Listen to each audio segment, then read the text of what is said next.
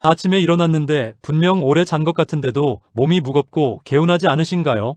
괜히 어깨가 뻣뻣하고 허리가 묵직하고 손가락이나 무릎이 둔하게 불편한 느낌이 드는 날이 잦아지셨나요?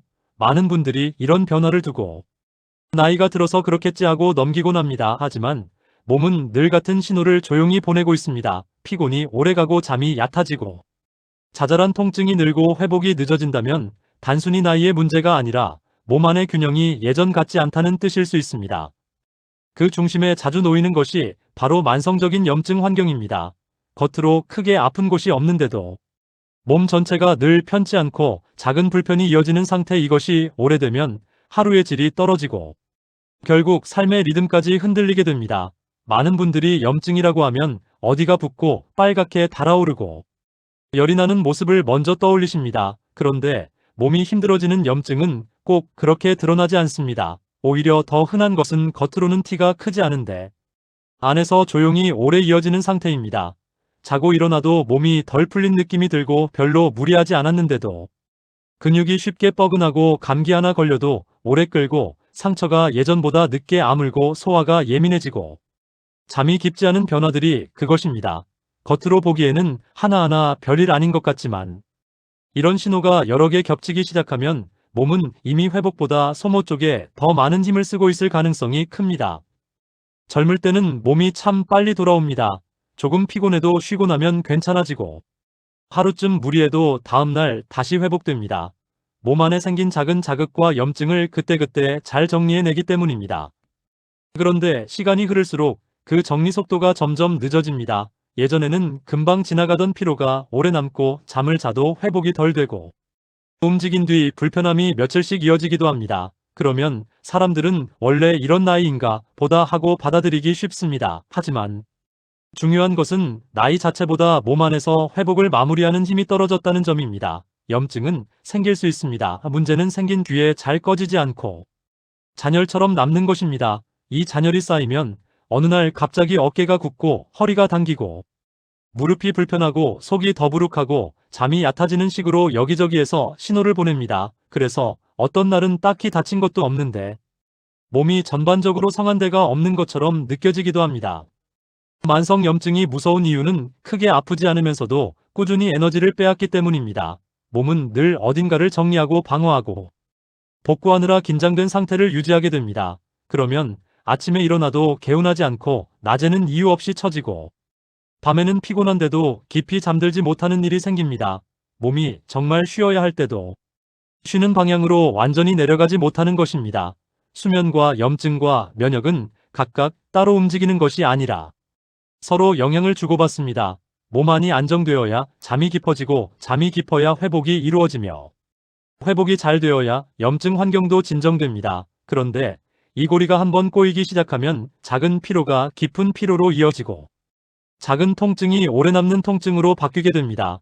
그래서 몸이 늘 피곤하고 잠이 얕고 괜히 여기저기 불편한 분들은 각 증상을 따로따로 보기보다 몸 전체의 회복 환경을 함께 살펴보는 것이 중요합니다.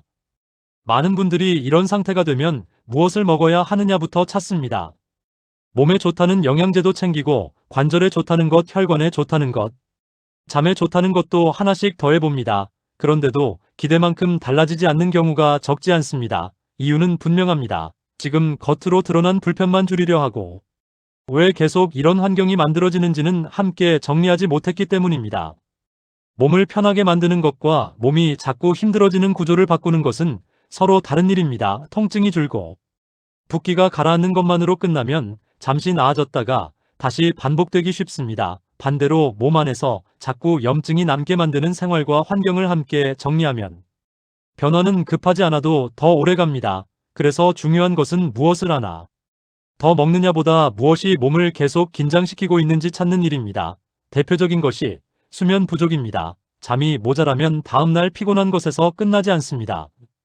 몸은 회복 기회를 놓치고 염증을 정리할 시간도 줄어듭니다. 자주 늦게 자고 자주 깨고 자는 시간대가 들쑥날쑥하면 몸은 늘 불안정한 상태에 머물게 됩니다.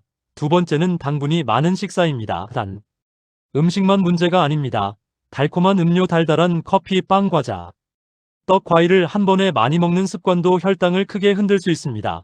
혈당이 급하게 오르고 내리는 일이 반복되면 몸은 그 자체를 스트레스로 받아들이고 염증 환경이 쉽게 심해집니다. 세 번째는 가공식품입니다.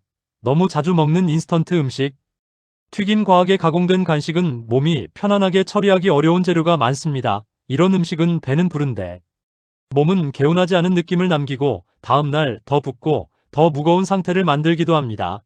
네 번째는 운동 부족이지만 동시에 과한 운동도 문제입니다. 전혀 움직이지 않으면 순환이 떨어지고 염증 환경이 쌓이기 쉽습니다. 그렇다고 회복을 고려하지 않은 무리한 운동은 오히려 몸 안에 자극을 더 남깁니다. 운동 다음날 몸이 개운해야 하는데 더 욱신거리고 더 피곤하다면 그것은 몸에 맞지 않는 강도일 가능성이 큽니다. 다섯 번째는 스트레스입니다. 스트레스를 완전히 없앨 수는 없지만 스트레스를 풀어내는 시간이 없는 생활은 분명 몸을 더 지치게 합니다. 머리는 쉬지 못하고 몸은 계속 긴장하며 이 상태가 길어지면 깊은 잠도 회복도 멀어집니다. 여섯 번째는 장 건강입니다. 속이 자주 더부룩하고 가스가 차고 변비와 설사가 반복되면 장 안의 환경이 불안정하다는 뜻일 수 있습니다. 장은 단순히 음식을 소화하는 기관이 아니라 면역과 염증 반응에 폭넓게 연결되어 있기 때문에 장이 편해야 몸 전체가 편안해질 가능성이 높습니다. 이런 배경을 이해하면 왜 만성 염증 관리가 한 가지 성분만으로 끝날 수 없는지 알게 됩니다. 생활이 불씨를 만들고 몸 상태가 그 불씨를 키우기 때문입니다. 그럼에도 도움이 되는 재료는 분명 있습니다. 그중 자주 이야기되는 것이 울금에서 유래한 커큐민입니다. 많은 분들이 카레의 노란색 정도로만 알고 있지만 커큐민은 오래전부터 몸 안의 불편한 염증 환경을 정리하는데 관심을 받아온 성분입니다. 중요한 점은 이것이 통증을 강하게 눌러서 바로 편하게 만드는 방식보다는 몸 안의 과도한 반응을 차분하게 낮추는 쪽에 가깝다는 것입니다.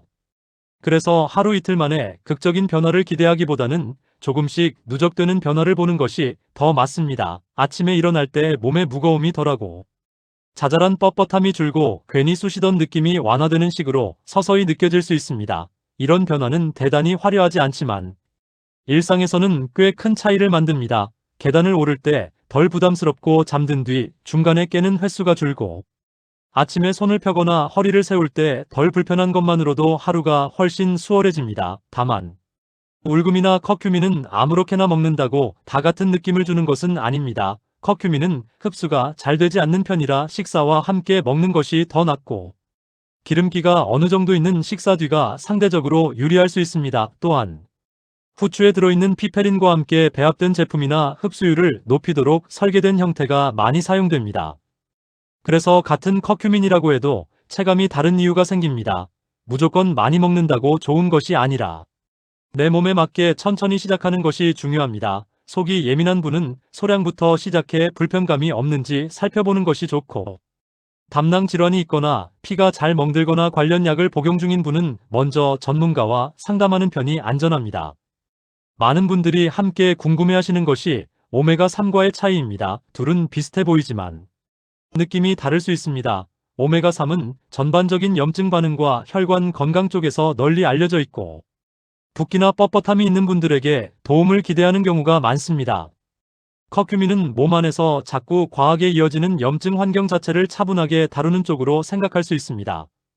그래서 어떤 분들에게는 두 가지가 경쟁하는 선택지가 아니라 함께 고려할 수 있는 조합이 되기도 합니다. 하나만으로 모든 문제가 해결되기보다 식사와 수면과 활동과 장 상태를 함께 정리할 때 체감이 더 분명해질 수 있습니다. 그렇다면 실제 생활에서는 어떻게 접근하는 것이 좋을까요? 가장 먼저 아침 몸 상태를 관찰해 보시는 것이 좋습니다. 눈을 뜨자마자 몸이 가벼운지 무거운지, 손가락이 뻣뻣한지 허리가 굳는 느낌이 있는지, 입이 마르고 붓기가 있는지 살펴보십시오. 아침은 몸이 보내는 신호가 가장 솔직하게 드러나는 시간입니다. 다음으로 식사 기록을 간단히 해보는 것도 도움이 됩니다. 언제 단 음료를 마셨는지, 밤늦게 무엇을 먹었는지, 가공식품을 얼마나 자주 먹는지 적어보면 몸이 힘든 날과 겹치는 패턴이 보이기 시작합니다. 그 다음은 수면입니다. 잠든 시간보다 더 중요한 것은 자주 깨는지, 자고 나서 회복감이 있는지입니다. 충분히 잔 것 같은데도 더 피곤하다면 단순히 시간의 문제가 아닐 수 있습니다. 그 다음은 활동량입니다. 무리한 운동을 늘리는 것보다 매일 일정하게 움직이는 것이 더 중요합니다. 가볍게 걷고 몸을 조금씩 풀어주고 큰 부담 없는 근력 운동을 꾸준히 하는 편이 오히려 몸을 덜 자극하면서 회복을 돕습니다. 식사는 지나치게 극단적으로 바꾸기보다 불씨를 키우는 요소부터 줄이면 됩니다. 지나치게 단 간식과 음료를 줄이고 늦은 밤 야식을 피하고 가공식품 빈도를 낮추고 단백질과 채소의 비중을 조금씩 늘리는 것만으로도 몸의 반응은 달라질 수 있습니다. 장이 예민한 분이라면 무조건 건강식이라고 알려진 재료를 많이 넣기보다 내장이 편하게 받아들이는지부터 살피는 것이 중요합니다. 몸에 좋다는 음식도 내장에 부담이 되면 오히려 염증 환경을 더 자극할 수 있기 때문입니다. 여기서 꼭 기억하셔야 할 점이 있습니다. 몸이 불편하다고 해서 모두 염증 때문이라고 단정할 수는 없습니다. 통증이 심해지거나 한쪽만 유난히 아프거나 붓기와 열감이 뚜렷하거나 체중 변화가 크거나 밤에 식은땀이 나거나 이유 없는 발열이 계속되면 다른 원인을 확인해야 합니다. 또한 오래 지속되는 피로와 통증은 갑상선 문제, 빈혈 수면 무호흡증 관절 질환 대사 문제 등과도 겹칠 수 있으므로 필요한 검사를 미루지 않는 것이 중요합니다. 몸 관리는 무조건 참는 것이 아니라 신호를 바르게 읽고 필요한 도움을 받는 데서 시작합니다. 결국 만성 염증 관리는 특별한 비법 하나로 끝나는 일이 아닙니다. 몸이 왜 계속 회복보다 소모 쪽으로 기울고 있는지 살피고 그 원인을 하나씩 줄여가는 과정입니다. 잠을 조금 더 안정시키고 당의 출렁임을 줄이고 가공식품을 덜 먹고 몸에 맞게 움직이고 스트레스를 조금씩 비워내고 장을 편하게 만드는 것, 이 기본 위에 필요하다면 커큐민이나 오메가3 같은 도움수단을 더하는 것입니다. 그렇게 접근하면 몸은 갑자기 젊어진 것처럼 바뀌지는 않아도 서서히 편안해집니다. 아침이 조금 덜 무겁고 계단이 덜 버겁고 자잘한 통증이 줄고 잠이 조금 더 깊어질 수 있습니다. 많은 분들이 원하는 변화는 사실 거창한 것이 아닙니다. 아프지 않게 오래 사는 것. 이전에 오늘 하루를 덜 힘들게 보내는 것입니다. 몸이 덜 뻣뻣하고 덜 지치고 덜 예민해지는 것. 그것이 쌓이면 이후의 삶도 달라집니다. 그러니 괜히 여기저기 불편한 날이 잦아졌다고 해서 무조건 나이 탓으로만 넘기지 마십시오. 몸은 늘 이유 없이 힘들어지지 않습니다. 조용히 쌓여온 신호가 있을 뿐입니다. 그 신호를 지금부터라도 알아차리고 생활을 조금씩 정리하면 몸은 생각보다 성실하게 반응합니다.